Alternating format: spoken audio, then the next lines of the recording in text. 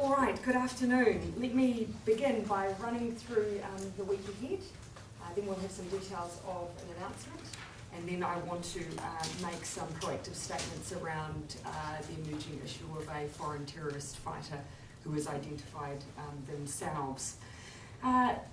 Starting with Tuesday, obviously a normal sitting day. Wednesday I'll be speaking at Annette King's book launch at the Backbencher. On Thursday I'm in Christchurch to present the first recipients of the Te Ururako Forestry Scholarships with their awards. I'll also provide an update to a business audience at the Canterbury Employers Chamber of Commerce luncheon.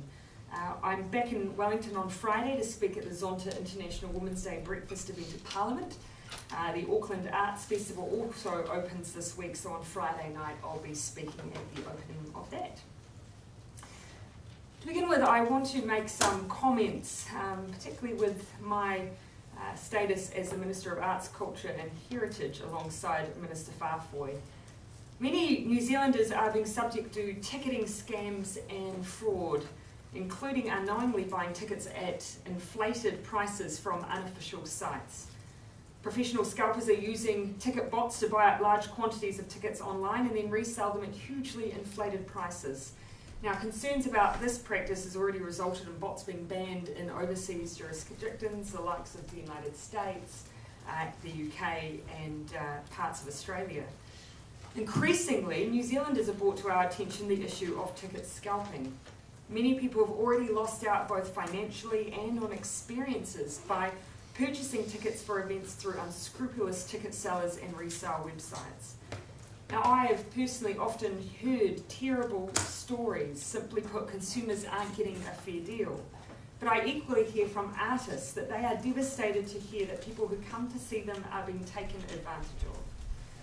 Given the issues caused and the manifestly unfair impact ticket scalping has, we are going to do something about it. I'd like to point out, though, before I hand over to the Minister to share some details, that ticket scalping issues do not only affect large international shows, it also affects our local cultural sector. For example, Te Matatini, the National Kapahaka Festival that just recently took place in Wellington, had some tickets being listed for $498. The 4-day pass was originally priced at $100. This is blatantly unfair and not good for consumers nor the organisers. So, to share measures we plan to enact to protect consumers from ticket scalping, I'm going to hand over to Minister Kris Faafoi. Thank you, Prime Minister. Just before I start, I want to make clear that there is a distinction between who we are targeting here. Many people do on-sell tickets for legitimate reasons. For example, if they can't attend a concert or an event anymore, and I think we all agree that there's nothing wrong with that. But as the Prime Minister said, there is a big problem when these tickets are bought specifically to be on-sold to make a profit, and it's a big problem when unscrupulous resale websites are ripping off New Zealanders. Work undertaken by officials recently has shown that the average ticket resale profit was around $195 for a recent high-demand concert, and 80% of those tickets were resold above the face value, some as much as 205% above, with 205% profit, though I have heard of markups of up to 400%.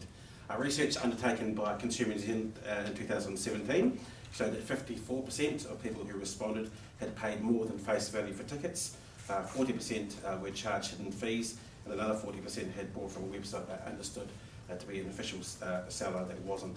It also found that 6% of consumers purchased a ticket that was fake, and 13% had bought tickets that had never arrived. And none of this is fair to consumers, as it means they're left out of pocket, and in some cases missing events. We're committed to better protecting Kiwis when they buy tickets, including a price cap on resale tickets. We also believe there needs to be better information disclosure, so you know if you're buying a resale ticket and what the original price was. We also believe that we're ready to address the professional scalpers, who, as the Prime Minister said, are using ticket bots to buy up large quantities of tickets online and then resell them at hugely inflated prices. While Cabinet has agreed our intent to address this issue, we are going to consult on our proposals to ensure there's nothing additional that we need to do here. So we want to hear from Kiwis about what they think would work best. While I've had already many productive meetings with the events sector, I want to give them a further opportunity to input into what measures are needed. Consultation will run till April the 18th. From there, legislation will be drafted and I hope enacted within this parliamentary term, but we have set a clear policy direction. I know this is an issue that the Commerce Commission is concerned about. They've been pursuing Viagogo through the courts. While that's still active, I can't comment. But I think from most people's experiences, the general message with Viagogo, if you want to make sure you get to a concert and pay a fair price, is don't use them. Do you have a sense of the scale of the problem? How many people are affected? Look, I think some of that earlier work by Consumer New Zealand, as I say, 6% of consumers had purchased fake resale tickets, so those are the stories that we're seeing through the media when people turn up to events and can't get into events. 13% had purchased tickets that never arrived, 14 had their credit cards overcharged, and again, consumers denied at the venue. So it is a significant problem. There's little or no protection for consumers at the moment unless it's one of the events under the legislation that is currently there. So this will give broader protection to those consumers who have been caught out by some of these websites. How do you actually stop a bot? So this is a global problem, and enforcement is an issue, and I think certainly in Australia, where there's been some attempts to try and stop bots selling tickets, they've had some problems, but that's where a lot of the problems with the bulk of tickets are being bought and being on-sold, so I don't think we should give up trying to find a solution to the bot problem, because that's how some of these resale sites are getting the quantity of tickets that they're getting. Particularly when we're not alone alongside the United States and the likes of the UK in trying to resolve those issues. So there's no solution at the moment as to how you do that everyone's working? There's some solutions to varying effectiveness, but that means we won't give up in trying to ensure that we can stop some of those purchasers buying up large amounts of tickets. What are some of the solutions? Well, obviously, we've talked about information disclosure, so making sure that if you are looking at buying a ticket that is being resold, you know what the face value is. A price cap is, again, one of the options. Recently in New South Wales, and in some other Australian jurisdictions, they put a 10% cap above on the face value for a ticket can be sold. If you look at some of the profit that some people are making off tickets, it's exorbitant, and that is either money that should be staying with the consumer or isn't being passed on to the promoters or the artists, and I think that is a big issue. Why has this become an issue for the government rather than a buyer beware situation? Because the buyer beware isn't working. Yeah, I mean, when you have, when you see stories of people who have, put their hard-earned money into a gift or an event for a special occasion, and they believe they've bought a ticket legitimately and they have not, or they've put in a huge outlay over and above the original ticket price, it's just not fair. And in some cases, they're not even getting entry to the event. Now, it's devastating for those individuals. It's actually devastating for the artists as well when they hear these stories. So I think there's an obligation and a responsibility on us to do something about it. It's already a legal right to sell a fake ticket. Are you going to crack down on do more enforcement in that area? Yeah, so that's where the information disclosure is going to come in. If you're going to sell a ticket or resell a ticket on the likes of Trade Me, you're going to have to disclose, what the original ticket price was, potentially where the ticket is, the seat and the row, etc. Because some people literally buying tickets sight unseen. So, and that is a big issue. Full disclosure, I went to the Eagles on the weekend and someone in the line, I was leaving Dunedin, said no, they bought a ticket for about $200 over the face value and it wasn't the ticket that they were expecting. So if they had the information, they'll be able to be better informed consumers. Did you buy your ticket from Viagogo? Did I? Yeah. No, because my advice to people is not to buy tickets from Viagogo.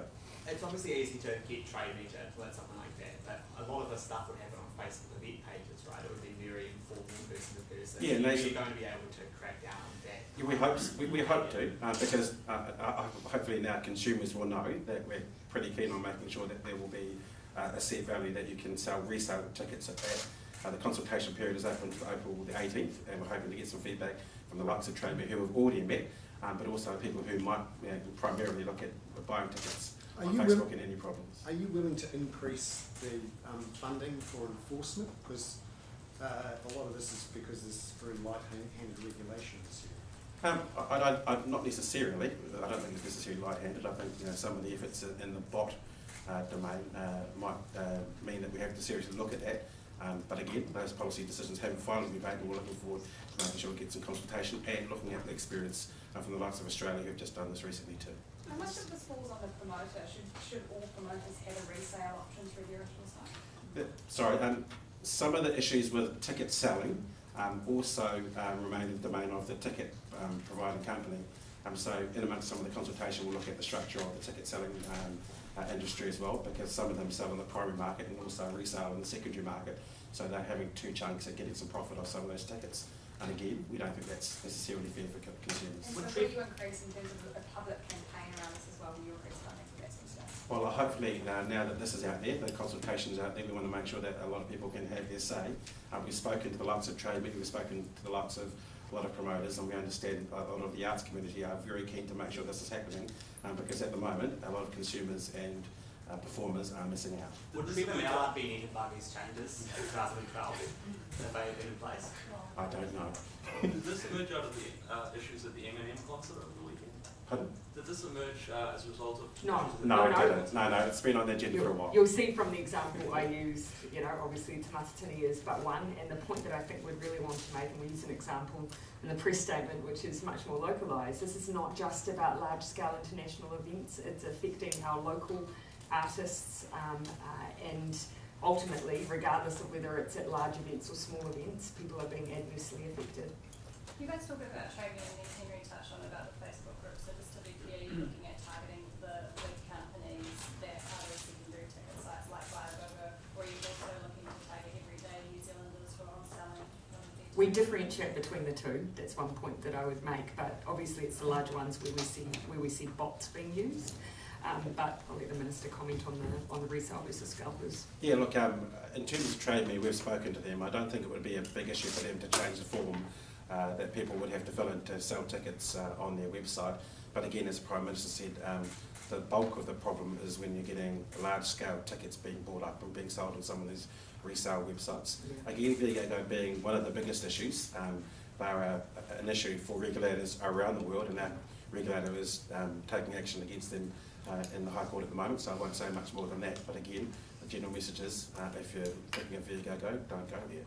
So what sort of repercussions would companies like Viagogo expect if this is to go? Interesting with the Viagogo space because the regulators around the world are dealing with it, and we're in the middle of High Court action at the moment. Some of the issue with Viagogo is that they are claiming to be the official ticket reseller when they're basically not. So it's those kinds of issues that the Commerce Commission is trying to deal with in the High Court at the moment, but they're trying to get some certainty in, and we're trying to deal with the issue from the other end in a regulatory sense too. So would that be able to be enforced for companies like that are based overseas? Again, that's what I'm saying, Viagogo are an issue for regulators around the world, so our regulator is taking action in the High Court at the moment, and we'll let them do that without us interfering in it. All right, any other questions on this issue? All right, thank you, Minister Faafoi. I might ask Minister Ardern to join me for this part of our post-cabinet briefing. I want to make some comment on the case of Mark Taylor, who is currently detained by the Syrian Democratic Forces. New Zealand has made it very clear from the outset that New Zealanders should not travel to Syria. Further, it is clear that it is unlawful to join and fight with a terrorist organisation as Mark Taylor has done. His actions in joining ISIS and travelling to Syria to fight for them has created the potential for legal ramifications in New Zealand. As with any New Zealand citizen overseas, if they wish to return to New Zealand, then a journey-specific emergency travel document can be issued under Section 23 of the Passports Act 1992. However, New Zealand does not have diplomatic representation in Syria, and the ability of the government to assist New Zealand citizens is severely limited. That is why we made it very clear from the outset, no New Zealander should travel to Syria. We have consistently told Mark Taylor that we cannot help him obtain a travel document. He would need to make his own way to a country where New Zealand has consular representation, something that in his current situation will be difficult to do. All New Zealand citizens have rights under international and domestic law. Mr. Taylor only holds New Zealand citizenship, and the government has an obligation not to make people stateless. While I cannot comment on the specifics of this case, I can assure you that we have long had plans in place in the event that a New Zealand citizen supporting ISIS in Syria were to return. It would involve a comprehensive response and management plan for any individual. The safety of New Zealand and New Zealanders is our priority. Contingency planning has been underway for some time involving the New Zealand Police and other agencies. I am confident we have the means to keep New Zealanders safe in this case. I read it again. While I cannot talk about the specifics of this case, I am confident we have the means to keep New Zealanders safe. Bringing terrorists to justice is something the government takes extremely seriously. As I've said before, any New Zealander suspected of association with terrorist groups should expect to be investigated under New Zealand law should they return. The police have powers under a number of acts, and I am assured they will utilise them. Happy to take any Does questions. Mark Taylor pose a threat? Does Mark Taylor pose a threat to New Zealand? Look, as I've said, I cannot get into the specifics of this case. It is in the public domain, however, that this individual has associated himself with a designated terrorist organisation. New Zealand has laws in place to deal with those circumstances, and we have contingency in place to deal with those situations. We have the means in this case, and I'm confident we do, to keep New Zealand safe. And if he does somehow make his way back to New Sorry, Zealand, what was that? if he does somehow make his way back to New Zealand, he would be arrested. Again, I cannot specifically respond to a question around what the police will do, but I am confident that we have the means and the ability in this case to keep New Zealanders safe. How likely is it that he'll be able to make his way back to New Zealand? Look, as we've said from the very outset, apart from the fact that obviously individuals in this case like Mark Taylor have associated themselves with a designated terrorist organisation, we made very clear travel advice was do not travel to Syria, because if you do, we cannot help you return. We've made that clear. New Zealand does not have a presence in Syria. We have no connection with the forces detaining those currently in Syria. And that is one of the reasons why the advice has been so clear. So are you saying it's unlikely? Oh, look, I can't get into hypotheticals, but this is very much one of the issues. We obviously do not have representation in Syria. It would have to require an individual to reach consular support in order for them to then obtain emergency travel documents. But then he is a New Zealand citizen, He surely, is. don't we have some sort of cross-accreditation with Syria? No, Diplomatically? no, Where is the nearest? Turkey. Is that Iraq? Turkey. So we're not prepared to help a New Zealand citizen. We've made. But it doesn't matter what the indication you've told New Zealanders not to travel there, but you've just said that he is a New Zealand citizen. So as a citizen, shouldn't he be assisted in a time of need? We've made it absolutely clear that because we do not have a presence in Syria, that is why we've advised no one to enter into Syria, because we are not equipped to assist those who do. And those who directly, particularly, look to join designated terrorist organisations. We could not have been clearer on the advice for this very set of circumstances. Your message. Look, I do absolutely acknowledge, though, we have obligations around an individual citizenship, and this is a New Zealand citizen, but we are limited as to what we can do when someone chooses to travel to a place that we advise them specifically not to go. So it's your message to Mark Taylor, basically, you're on your own. Oh, look, we have made it clear under what circumstances assistance could be given. At this current point in time, it would require him being able to make contact with one of our New Zealand representatives, and in this case it would most likely be, in that case, Turkey. I wonder whether person on this list. Recently we had this question at Select Committee, and you recall that Rebecca Kitteridge made reference to, without a specific number, a very small number that are known to us. Are we Are we talking less than 5 or less than 10? We haven't given specificity, but we have said a very small number. And many others are after repatriation. Jump in at any time, Minister, if you want to add any further clarification. I wonder if I could put a question. Sorry, well, just one at a time, if I could. Yeah. Sorry, just a question for Minister Little. The Prime Minister referred to the to various acts under which such an individual would be prosecuted. Could you indicate the penalty regime? Because I'm aware that Mr. Taylor has said that he expects to be in jail for a couple of years if he does return.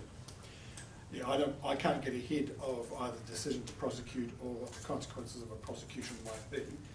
Terrorism Suppression Act is one piece of legislation. There's the Crimes Act. And what is the penalty regime, speaking in general terms, under that act? I don't have that detail off the top of my head, but it is very clear what happens when you transgress the provisions in that legislation. There's a range of penalty provisions, including imprisonment. Do you know anything about the conditions of Mr. Taylor's detention? Is he being treated humanely or not? Yeah, look, no, I do not. And again, we have no connections with the forces detaining him, so it's difficult for us to provide that level of information. Obviously, there is access for international journalists, so in that regard, really would be reliant on the information that's coming out in that form. When was the last time New Zealand officials had contact with Mr. Taylor? I can't give that specific detail. The US guy have who urged the US have urged its allies to act and to bring these guys home. What are you taking notice of that advice? Is there anything? Oh, look, I've certainly seen comments in that regard, but we have some limitations, obviously, in the fact that New Zealand has no presence in Syria. We, of course, follow our obligations in international law regarding ensuring that we do not deem anyone stateless, but that's quite a different story, again, from us actually having a presence in this conflict zone, which we do not. But aren't you effectively making him stateless if you don't do anything to help him? No. If I don't denaturalisation was a part, if he had citizenship, Sorry, what was that? if he had another citizenship, would you seek to end his New Zealand citizenship? Again, we don't have some of the automated legislation that you hear other countries enforcing. And so that's not a provision that exists within New Zealand law, but even those, currently my understanding is that even those who have legislation around dual citizenship are not intentionally necessarily seeking to make individuals stateless, because many of them will be signatories to the same conventions that we are. Mark Taylor accidentally revealed his exact coordinates in Syria as well as other members of the Islamic State. I mean, where do you think he sits on that spectrum of a threat to just the full? Yeah. And look, again, I don't want to get into the specifics of this individual case because I don't want to be in the position of jeopardising any future case involving this individual. But as I've set out right from the outset, regardless, the advice has been very, very clear for any individual considering travelling to Syria: do not travel. But he has been there for 5 years. That would precede any warnings this government might have given about travel to I think Syria. the advice, as far as I'm advised, has been relatively clear for that entire period. You said that he had to make contact. He'd have to make contact with people in Turkey from New Zealand. But do you mean just by phone, or would he have to physically be? Again, I'm using the next possible point of contact. It's obviously not limited to that particular form of consular assistance. But in terms of the issuing of a travel document, yes, under usual scenarios that would require someone to be able to be physically present. Again, we are getting into hypotheticals here, but the point is, in terms of there is not the ability for us to provide that documentation into Syria. Has the people who are holding Mr. Taylor indicated what they want to happen? Do they want to repatriate him, or are they going to hold him? Again, I don't want to get into individual details about any given case, but I will reiterate that we have no connection with the forces who are detaining him. He made some comments to. Can you give us any more detail about the contingency planning that you mentioned? No. How many of the other people on? I will, however, give the assurance that it exists. And the assurance that I generally want to give to New Zealanders is that their safety is our absolute priority. And so that contingency planning is in place in the event that we have someone who is a New Zealand citizen return. Keeping in mind, we are only talking about very, very small numbers. Has his family made representations to any government agency? I'm not going to get into any specific details around this individual case. He made some comments to the ABC about regretting not being able to afford a slave. I mean, did you see some of his comments? I And what's your reaction? You'll understand that I wouldn't want to be drawn on those comments because I do not want to be seen to jeopardise any potential case in the future. If he was other able New to make Zealand- it to Turkey, how would he physically get back? Because I wouldn't imagine that it would be easy for a labelled global terrorist to be able to get on a plane. Yes, I imagine, and again, very much hypotheticals, I imagine that would require some form of facilitation. And So any is other he- New By Zealand art airports, is that citizens what you mean? No, not necessarily. Again, that's not something I want to give too much comment to at this point, but we're clear on what our obligations are. That does not include, for instance, paying for anyone to return to New Zealand. We are not obliged to provide that. Have any other New Zealand citizens in Syria been in touch or have asked for? Again, I won't get into that level of detail. Prime Minister, just another issue, if it's okay. The Labor... Lisa, can I just check, is there any more question on this, and then I'll take a couple of more generals? I just don't want to hold the Minister for longer than I required. just wondered if he's subject to judicial proceedings offshore, would we feel obliged to provide him with legal support? We don't typically do that with people who get into trouble overseas. Consular assistance is to the extent of checking that they are okay, and that is if we don't provide assistance for legal representation. Minister, in the UK they've stripped a couple of Islamic State fighters of the UK citizenship, but am I correct in thinking that New Zealand doesn't have that ability to strip people of their citizenship? In those cases, they are people with dual citizenship, and in this case, Mr. Taylor has only New Zealand citizenship, and so states like ours are obliged not to render people stateless citizens. So it's not quite comparing the same situations. Is- Right, last question. Is- Sorry. Is there actually a mechanism in New Zealand law, if there was someone who was a dual citizenship, could you tomorrow, if it came up, strip them of their New Zealand citizenship? There is the Citizenship Act. It is, which is a long-standing act, but it is very tightly drafted in terms of the circumstances under which someone could lose their citizenship under this act. It has not been drafted specifically for these scenarios. I would acknowledge, though, that the cases that we tend to be seeing are around dual citizenship, though, rather than removing someone's single citizenship, which is the case with Mark Taylor. All right, I'll just finish that there and then just go on to another. Thank you, Lisa. The Labor Party in Australia has accused the government there of giving jobs to mates after Foreign Minister Maurice Payne appointed Patricia Forsyth, who's a friend of the Foreign Minister and also a former Liberal MP, as High Commissioner to New Zealand. Do you see that as an appropriate appointment? You'll obviously expect that I would not and will not comment on the appointments made by another country in terms of their representative in New Zealand. That is entirely a matter for them. The Green Party have indicated that they would like to implement the 2012 recommendations around MP change from the Royal Commission without referendum ahead of the next election. That includes lowering the threshold to 4%. Yes. They say that they're referendum for that. Is it a view you share? Yeah, look, I've alongside the Labor Party viewed favourably those recommendations from the Royal Commission. And obviously there's a discussion being had as to whether or not that's a decision that should be open to the public as well. But we're certainly on record as seeing merit in what the Royal Commission produced. That was as the Labor Party, but Yes. as the government itself, can you rule out can you say whether you're going to And as I adopt just said, that? whilst we view the Royal Commission, as having some merit, some discussion as to whether or not that should be a question that we pose to the public. What's So the to clarify, timeframe? you're not ruling it out. No, I think we're having a discussion as to whether or not that is something that should be put to the public. I'm not going to put a time frame down on that. Would you be concerned about the perception that you'd be saving two smaller parties in government if you were to lower the threshold? Would that be a... No, I don't think so, because it obviously was something raised by the Royal Commission as opposed to by political parties. Okay, all right. Last question. Just a question about Justin Trudeau.